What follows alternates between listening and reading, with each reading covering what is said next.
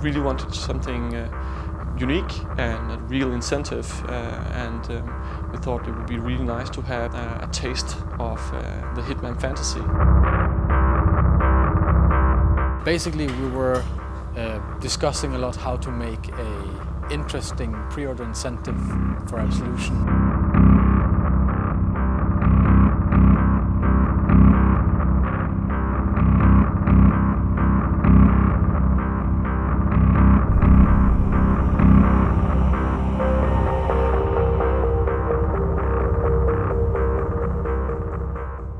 We had all kinds of ideas about what we could do with levels or characters or weapons, and then there was this, we had like an old design of like a sniper challenge map.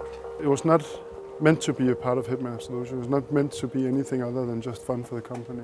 And it was actually so fun that the rest of the house started playing it, without really being prompted to do so. And that told us we had something that was a little bit out of the ordinary. And we figured at some point that this might actually be a map that we can use for the game. We knew that the fun factor was quite high, so we just needed to look into how do we implement this into being in the Hitman fantasy.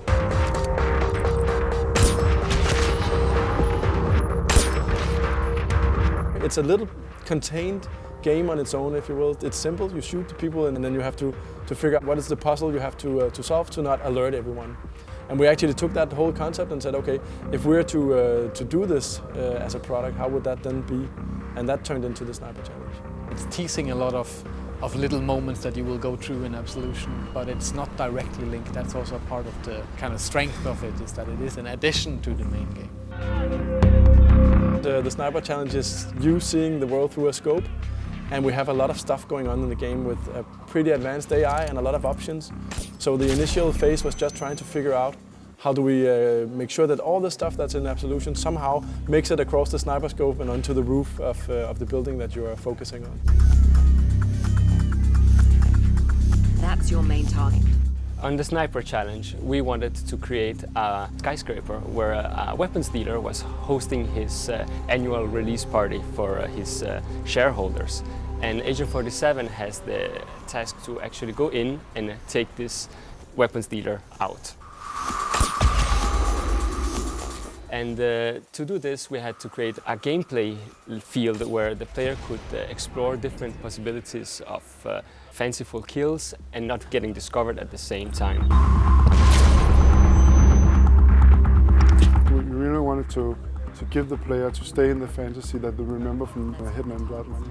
We need to be in the atmosphere of this classy hit, classy target that Hitman needs to take down.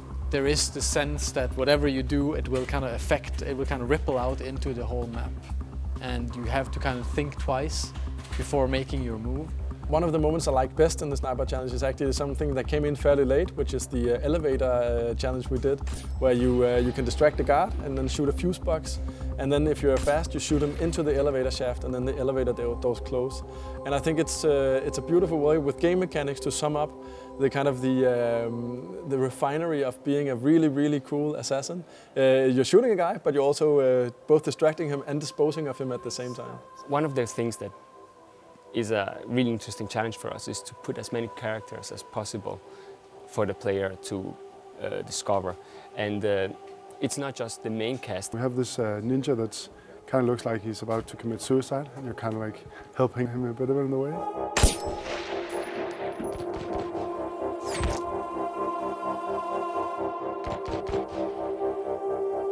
We really wanted to create a buzz with the Sniper Challenge, and what we really thought is that, okay, we do a few leaderboards. As I said, originally this started in-house, right, where people actually just started playing it for fun, and they also started competing on the leaderboard to figure out the most creative way to go about the mission. Creativity in what you do combined with a score was pretty much set people on fire. So we also thought that, what makes most sense is also to be able to talk to your friends about how you scored.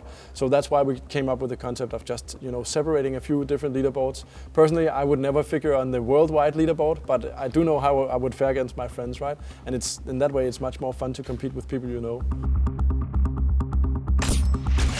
There's all these little hidden details that can help improve your score and improve your play style towards the game.